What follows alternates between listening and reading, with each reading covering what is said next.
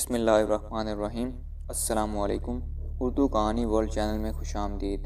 आप सब बहन भाइयों से गुजारिश है कि चैनल उर्दू कहानी वर्ल्ड को सब्सक्राइब करके घंटी के निशान को प्रेस कर दें ताकि आने वाली तमाम वीडियोज़ की नोटिफिकेशंस आपको फ़ौरन से मिल सकें। और आपसे ये गुजारिश है कि ज़रूर इस चैनल को सब्सक्राइब करें क्योंकि वीडियो बनाने में वक्त भी लगता है और मेहनत भी बहुत ज़्यादा लगती है। और अभी तक मेरे तकरीबन 200 से ऊपर सब्सक्राइबर्स हैं और वॉच टाइम मेरा तकरीबन 700 घंटों से ऊपर हो चुका है। तो ये सब आप लोगों की वजह से ही है। तो आप लोगों से गुजारिश है कि मुझे मज़ीद सपोर्ट करें ताकि मैं इसी तरह अच्छी अच्छी कहानियाँ आप लोगों के लिए ला सकूँ। तो आप चैनल को सब्सक्राइब करके घंटी का निशान प्रेस कर दिया करें ताकि जो जितनी भी आने वाली स्टोरीज़ होती हैं उनकी नोटिफिकेशंस आपको फ़ौरन से मिल सकें। और मेरी वीडियोज़ को लाइक करके अपने दोस्तों के साथ शेयर भी किया करें ताकि मेरी कहानी ज़्यादा से ज़्यादा लोगों तक पहुँचे और मेरी थोड़ी हेल्प हो सके। तो चलिए शुरू करते हैं आज की खौफनाक कहानी। यहाँ कोई है।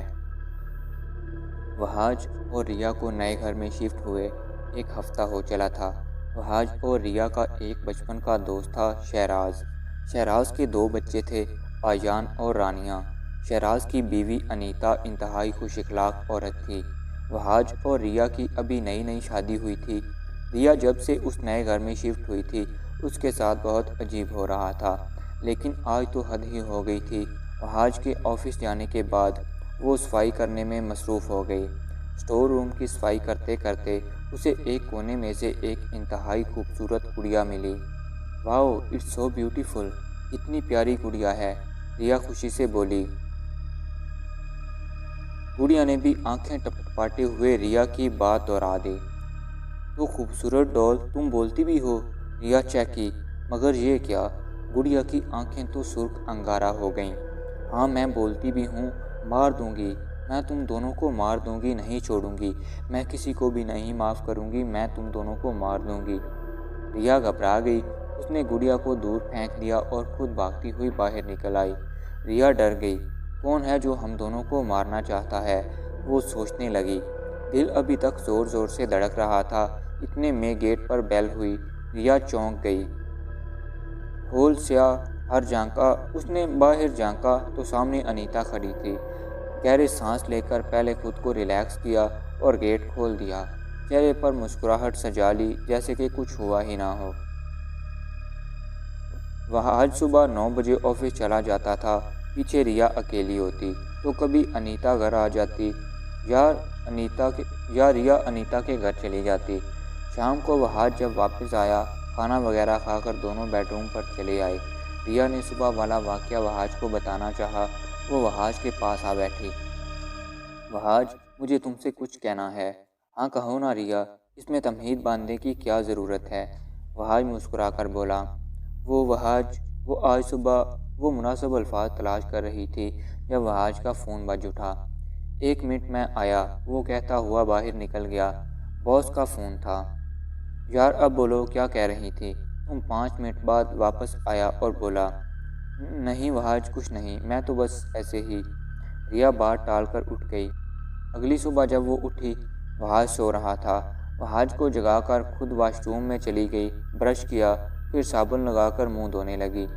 जैसे ही आंखें खोलकर सामने आईने में देखा तो खौफ के मारे उसकी रंगत पीली पड़ गई। सामने आईने पर खून से लिखा था, मार दूंगी मैं तुम दोनों को, मार दूंगी, कोई भी बच ना पाएगा। हूबहू वही अल्फाज थे जो कि उस गुड़िया ने कहे थे। रिया यार जल्दी करो, मैं ब्लू शर्ट नहीं मिल रही है। कमरे से वहाज की आवाज़ आई। मुंह पर उल्टे सीधे छींटे मारकर रिया बाहर निकल आई। क्या हुआ वहाज? रिया की हल्दी रंगत देखकर परेशान हो गया। नहीं कोई कुछ नहीं हुआ, रिया जल्दी से बोली और अलमारी से शर्ट निकालकर वहाज को थमा दी और बाहर आ गई। ये क्या हो रहा है मेरे साथ? कौन है जो हमें मार डालेगा? वो सर पकड़कर बैठ गई। रिया जल्दी करो, लेट हो रहा हूँ। नाश्ता रेडी है क्या? वहाज अपनी धुन में बोलता हुआ बाहर आया। रिया को परेशान देखकर वो चिल्ला उठा। कंधे पर हाथ रखा तो रिया घबराकर उठ खड़ी हुई। वहाज, वो मैं नाश्ता बनाने लगी हूँ। वो खौफजदा सी उसकी साइड से होकर निकलने लगी। वहाज ने उसे कंधों से थामकर सामने किया और कुर्सी पर बिठा दिया। मेरी बात सुनो रिया, हुआ क्या है? कौन सी बात तुम्हें परेशान कर रही है? वहाज के पूछने पर रिया फूट फूट कर रोने लगी।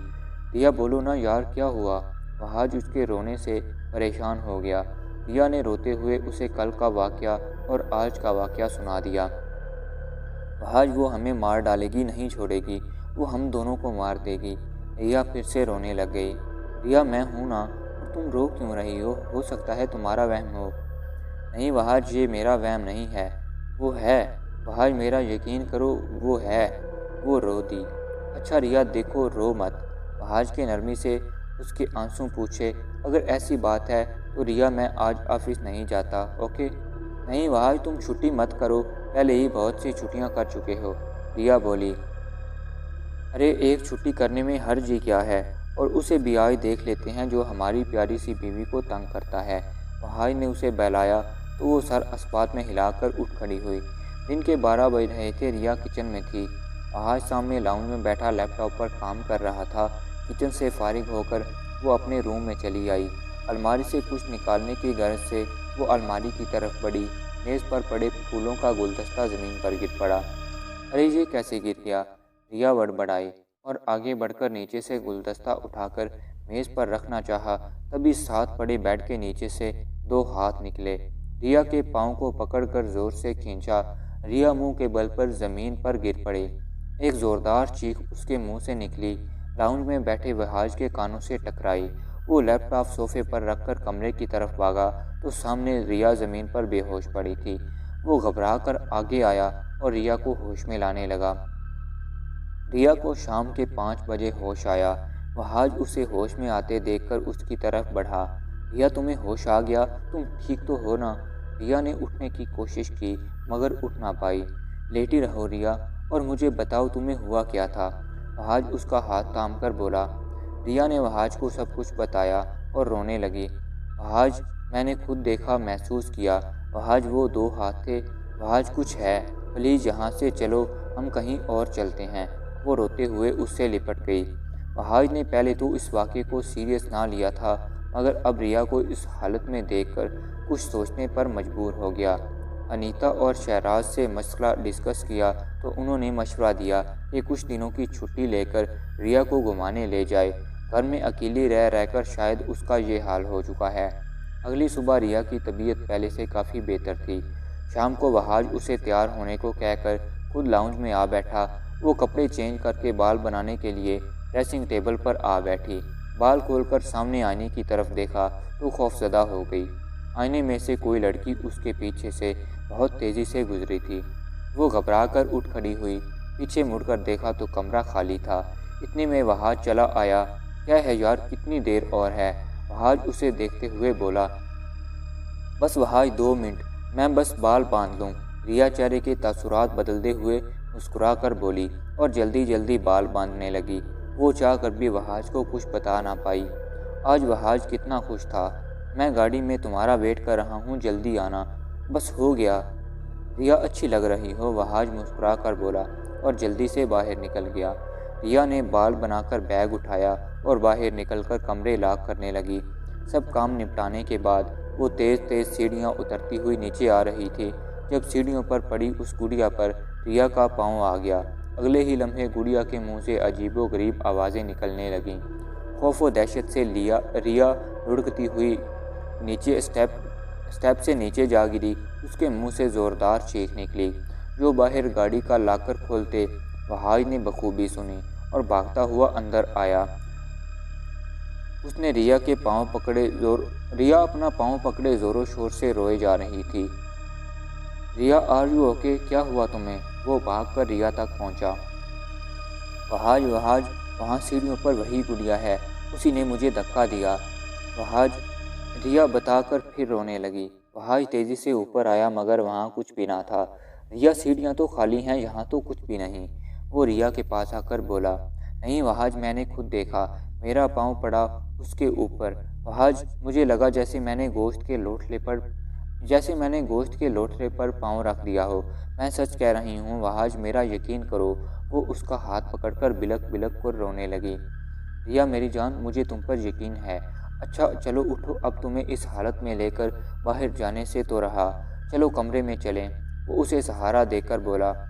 तो वो कर्रा कर रह गई। पाँव में अभी भी ठेस उठ रही थी, जैसे किसी ने पकड़कर मरोड़ दिया हो। अगले 2 दिन वहाज उसकी खिदमत में ही लगा रहा। ये उससे अगले दिन की बात है। शाम को वहाज ऑफिस वर्क में मसरूफ़ था और वो बोर हो रही थी। तभी वहाज को बताकर वो अनीता की तरफ चली गई। 1 घंटे बाद जब वो वापस आई तो तबीयत बोझल सी थी। अरे रिया, तुम इतनी जल्दी आ गई, वहाज उसे देखकर बोला। इतनी खामोश क्यों हो? चेहरे पर 12 क्यों बज रहे हैं? वो उसे मुसलसल खामोश देखकर बोला। कुछ नहीं वहाज, मेरे सर में दर्द है, मैं रूम में जा रही हूँ, वो बोझल से लहजे में बोली। अच्छा रिया सुनो तो। इससे पहले वहाज उसे कुछ कहता, उसका फ़ोन बज उठा। वहाज को फ़ोन पर मसरूफ़ देखकर रिया अंदर चली गई। रिया के कमरे में जाते ही ठीक 5 मिनट बाद कमरा रिया की चीखों से गूंज उठा। फ़ोन पर बात करते वहाज ने मोबाइल फेंका और रूम में चला गया। रिया क्या हुआ? वो कमरे में आया तो कमरे में गप अंधेरा था। हाथ मारकर स्विच बोर्ड से कमरे के सारे बटन ऑन किए। कमरा रोशनी से जगमगा उठा। सामने ही रिया दीवार के साथ टेक लगाकर बैठी नजर आई। घुटनों पर हाथ रख के सर झुकाए हुए, बालों ने उसका सारा चेहरा ढांप रखा था। रिया मेरी जान, ऐसे क्यों बैठी हो? वहाज घुटनों के बल जमीन पर बैठते हुए बोला। दोनों हाथों से उसका सर पकड़कर ऊंचा किया, चेहरे से बाल हटाए और साकत रह गया। रिया की आंखें बंद थीं, आंखों के गिर्द ब्लैक सर्कल से डार्क थे, जैसे किसी ने काला रंग कर रखा हो, और होंठों का रंग ब्राउन था। जगह जगह कट के निशान थे, जिनमें से खून रस रस कर जम चुका था। रिया आंखें खोलो, क्या हो गया है तुम्हें?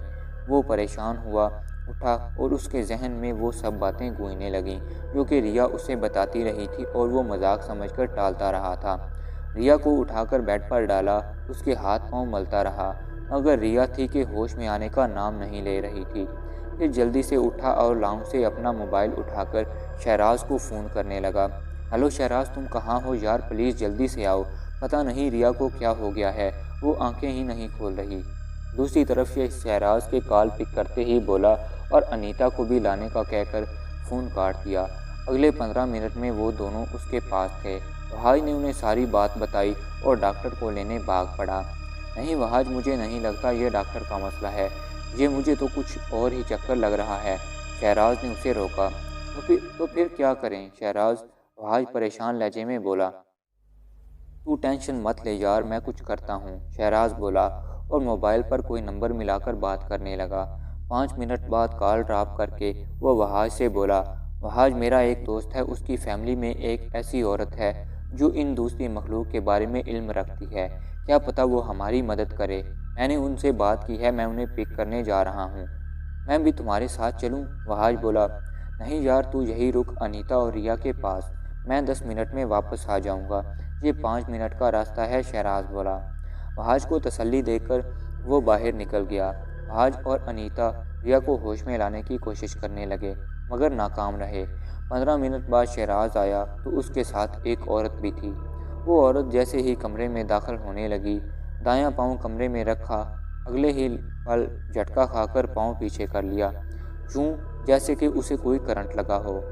उसके पीछे देखकर कमरे में दाखिल हुई। बहुत बुरा साया है इस घर में, वो कमरे का जायज़ा लेते हुए बोली। वहाज आगे बढ़ा और उस औरत के कदमों में जा बैठा। देखो आप जो कोई भी हो, प्लीज़ मेरी रिया को बचा लो, इसमें उसका कोई कसूर नहीं। आप जो कहोगी आपको दूंगा, पर मेरी रिया को कुछ नहीं होना चाहिए। वो 6 फुट का मर्द बच्चों की तरह रो रहा था। वो औरत आगे बढ़ी और रिया के बेड के गिर्द 7 चक्कर लगाकर कुछ पढ़ने लगी। फिर इशारे से वहाज को पास बुलाकर उस दायरे के अंदर खड़ा किया और अपने थैले में से एक अतर की शीशी निकालकर उस पर दम किया और वहाज की तरफ बढ़ा दिया। वहाज ने वो थाम ली, फिर एक रस्सी निकालकर वहाज को थिमाई और रिया के हाथ पांव बांधने को कहा। वहाज को बुरा तो लगा, मगर चुपचाप रिया के हाथ पांव बांधने लगा। जब बांध चुका तो उस औरत ने अतर की शीशी रिया के नाक को लगाने को कहा। वहाज ने ढक्कन खोलकर शीशी रिया की नाक से लगा दी। रिया आहिस्ता आहिस्ता फिर तेज तेज सांस लेने लगी। उस औरत ने वहाज को रिया से दूर रहने का इशारा किया। वहाज पीछे हट गया। तेज तेज सांस लेती हुई रिया होश में आने लगी। तभी उसके होंठों पर शैतानी मुस्कुराहट छाने लगी। रिया ने झट से अपनी आंखें खोल दी और बेसुरे कहके लगाने लगी। उसकी आंखों के डेले बिल्कुल सफ़ेद पड़ गई। वो सब डर गए। उस लड़की के अंदर वो बुरी रूह दाखिल हो चुकी है। वो औरत बोली और अपने थैले से पानी की बोतल निकालकर दम किया हुआ पानी रिया पर फेंका। कहके लगाती रिया ने एकदम चीखना चिल्लाना शुरू कर दिया। बोलो कौन हो तुम, बोलो। वो औरत रिया पर मुसलसल पानी के छींटे गिराते हुए उससे पूछने लगी। नहीं छोड़ूंगी, मैं उस लड़की को मार दूंगी। रिया के अंदर से आवाज़ आई। बोलो क्या चाहती हो तुम। उस औरत ने रिया पर दोबारा पानी फेंका। रिया जोर से चिल्लाई जैसे उसके अंदर कोई रूह को तकलीफ हो। वैसे ही मार दूंगी जैसे मुझे मारा गया था, मैं भी इसको मार दूंगी। वो बदरू चिल्लाई। क्यों मारोगी तुम, इस लड़की ने तुम्हारा क्या बिगाड़ा है। वो औरत बोली। इस घर में जितने भी आए मैंने सबको मार दिया है, इन दोनों को भी मार दूंगी। वो बदरू बोली। तुम चाहती क्या हो, क्या कहानी है तुम्हारी। दोबारा पानी फेंका उस औरत ने और उस बदरू से पूछने लगी। वो रूह जोर जोर से रोने लगी जैसे कि बहुत सी औरतें मिलकर बैन कर रही हों। आहिस्ता आहिस्ता रोने में कमी आती गई, फिर खामोशी छा गई। थोड़ी देर बाद कमरे में उस रूह की आवाज़ गर्दिश करने लगी। मैं भी एक लड़के से प्यार करती थी, हम दोनों एक दूसरे को बहुत ही चाहते थे, मगर मेरे बाप ने मेरी शादी कहीं और तय कर दी। मैं लाख रोती चिल्लाती मगर वो ना माने। फिर मेरी शादी वाले दिन वो लड़का आया जो मुझसे प्यार करता था और मुझे भगाकर ले गया। हम दोनों ने शादी कर ली और हम इसी घर में आकर रहने लगे। 3 माह हम हंसी खुशी रहे और एक दिन मेरे बाप को मेरे ठिकाने का पता चल गया। वो अपने आदमियों के साथ आया और हमें मार कर हमारे गले में रस्सी डालकर हमें पंखे से लटका दिया ताकि लोग समझें कि हमने खुदकुशी कर ली है। तब से मेरी रूह इस घर में भटक रही है। जो जो इस घर में आया मैंने सबको मार दिया, सबको मार दिया, फिर भी मुझे सुकून नहीं मिल रहा। अब इस लड़की की बारी है, तुम सबको भी मैं मार दूंगी। क्यों आए हो तुम लोग यहाँ, अपनी मौत को खुद ही आवाज़ दी है तुम लोगों ने। मैं तुम दोनों को मार दूंगी, मैं सबको मार दूंगी। वो ज़ोर ज़ोर से कह के लगाने लगी। वो औरत मुँह ही मुँह में कुछ पड़ने लगी, हाथ में पकड़ी रस्सी हरकत में आई और कह के लगाती हुई रूह के जिस्म पर पड़ने लगी। वो चिल्लाने लगी, तुझे जाना होगा, वापस अपने देश में जाना होगा। बोल छोड़ेगी इस लड़की को कि नहीं। वो औरत बोली, नहीं सबको मार दूंगी। वो रूह चिल्लाती हुई बोली और उस औरत का रस्सी वाला हाथ चलता रहा। थोड़ी देर बाद का मंजर बड़ा खौफनाक था। रिया के मुंह से काला धुआं निकला और फिजा में इंसानी शक्ल इख्तियार करने लगा। उस औरत ने अपने थैले से एक बोतल निकाली, उसका ढक्कन खोलकर तेज तेज पड़ने लगी। कमरे में किसी लड़की की चीखों की आवाज़ें गूंजने लगीं। काला धुआं तेज़ी से उस बोतल में मुंतकिल होने लगा। उस औरत ने जल्दी से बोतल को ढक्कन लगाकर बंद कर दिया। वहाज रिया की कराह सुनकर वहाज रिया की तरफ लपका। तुम ठीक तो हो ना रिया, वो बोला। रिया ने सर हिलाकर अपने ठीक होने का सबूत दिया और खामोशी से वहाज की बाहों में पनाह ले ली। वहाज ने भी किसी कीमती चीज़ की तरह अपने अंदर छुपा लिया। सामने खड़े शहराज और अनीता ने शुक्र का कलमा अदा किया। इस वाक़े के एक हफ्ते बाद वहाज रिया को लेकर दुबई चला गया। उस वाक़े को वो दोनों भूले से भी ना याद करते हैं, क्योंकि जो टाइम वो गुजार रहे थे और बाकी की ज़िंदगी जो वो गुजारने वाले थे वो बहुत खुशगवार गुजरने वाली थी। दोस्तों, उम्मीद है कहानी जहाँ कोई है आपको पसंद आई होगी। तो आप सब लोगों से गुजारिश है इस कहानी को लाइक करके, कमेंट करके अपनी राय का इजहार करें और इसे अपने दोस्तों के साथ शेयर भी करें। और आप सब लोगों से एक बार फिर गुजारिश है कि प्लीज़ इस चैनल को ज़रूर सब्सक्राइब करें। मैं आपके लिए इसी तरह की अच्छी कहानियाँ रोज़ाना के बेसिस पर लाता रहूँगा और मेरी कहानियों को अपने दोस्तों के साथ शेयर भी किया करें। तो फिर मिलेंगे इस तरह की एक और खौफनाक कहानी के साथ। तब तक के लिए अल्लाह हाफिज़।